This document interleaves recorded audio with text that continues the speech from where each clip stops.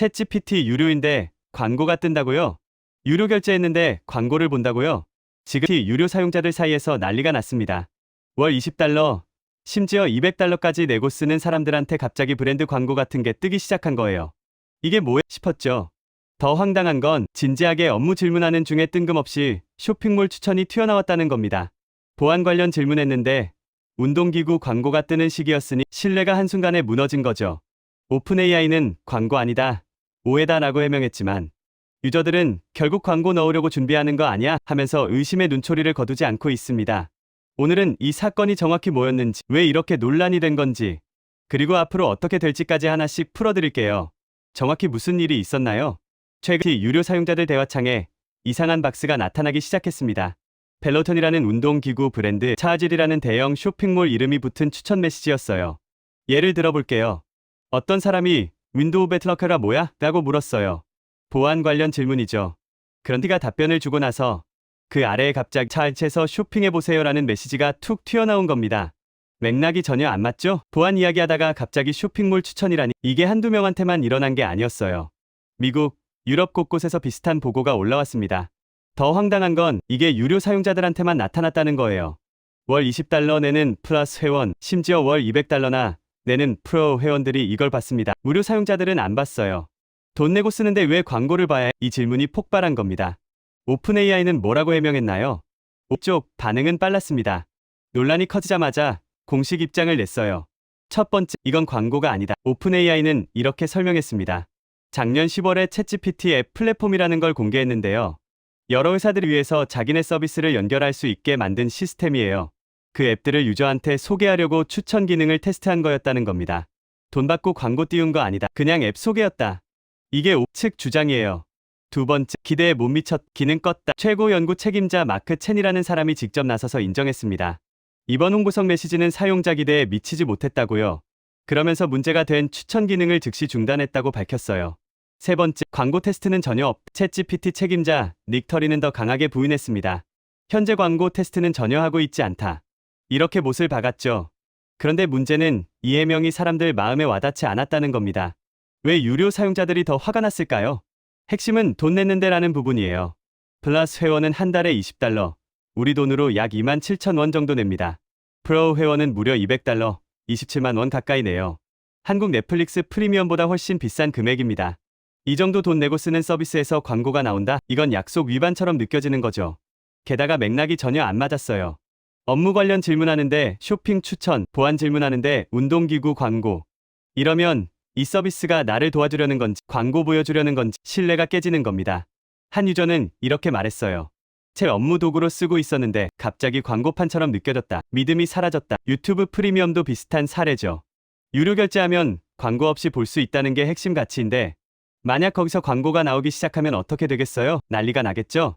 챗GPT도 똑같은 상황이었습니다. 유료 서비스는 광고 없다는 암묵적 약속이 깨진 것처럼 보였던 거예요. 실제로 광고였나요? 아니었나요? 이 부분이 핵심 논쟁이에요.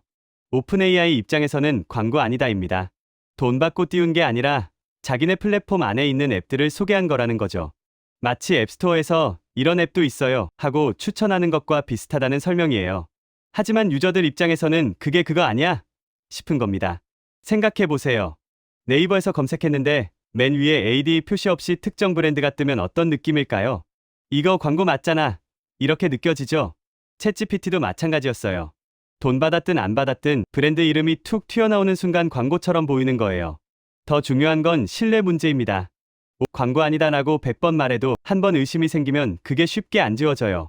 이번엔 앱 추천이었고 다음엔 진짜 광고 넣는 거 아니야? 결국 돈 벌려고 이러는 거 아니야? 이런 의구심이 생긴 겁니다.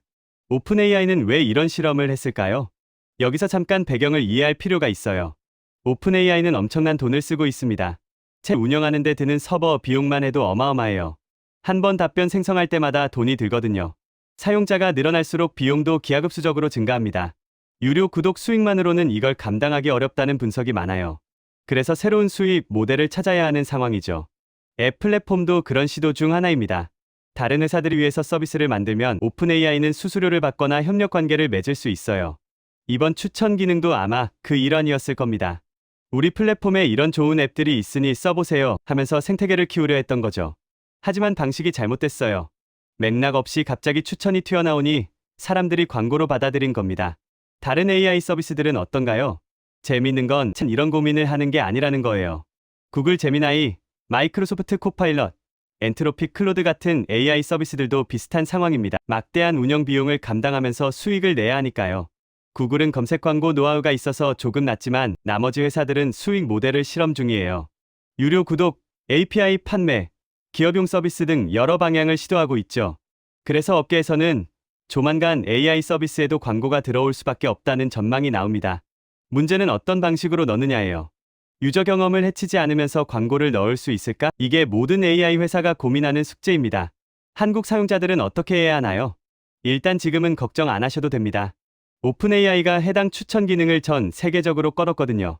한국 유료 사용자분들도 더 이상 그런 브랜드 추천 박스를 보지 않게 됩니다. 며칠 전까지 혹시 봤다면 앞으로는 안 뜬다고 보시면 돼요. 다만 장기적으로는 지켜볼 필요가 있습니다.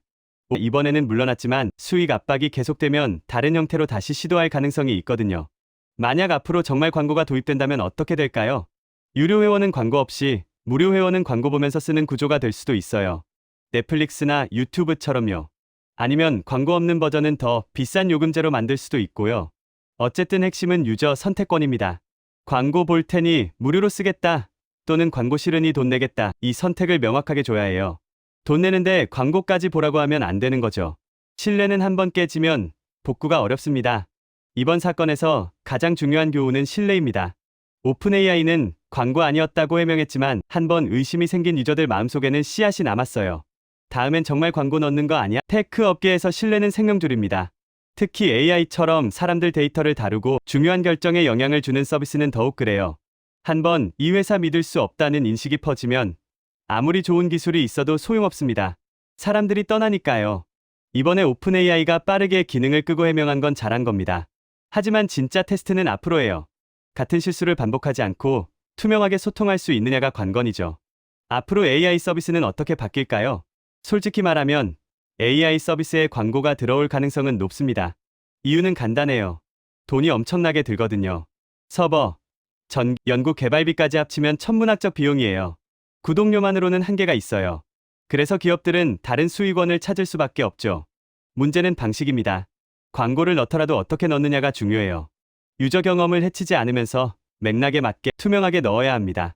이건 광고입니다라고 명확히 표시하고 유저가 선택할 수 있게 해줘야 해요. 만약 이번처럼 갑자기 뜬금없이 브랜드가 튀어나오면 사람들은 배신감을 느낍니다. 그건 장기적으로 회사한테도 손해예요.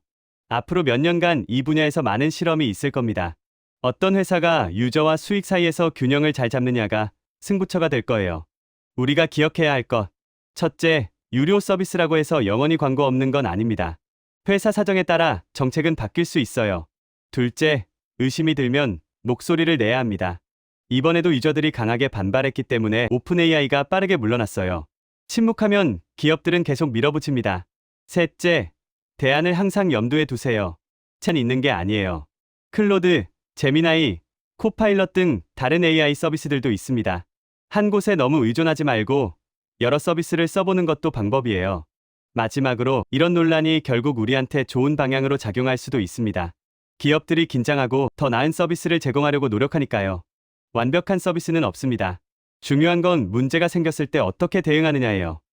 이번 일을 계기로 더 신중해지고 유저 목소리에 귀 기울인다면 장기적으로는 모두에게 이득이 될 겁니다. 여러분 생각은 어떠세요? 댓글로 여러분의 생각을 공유해주세요.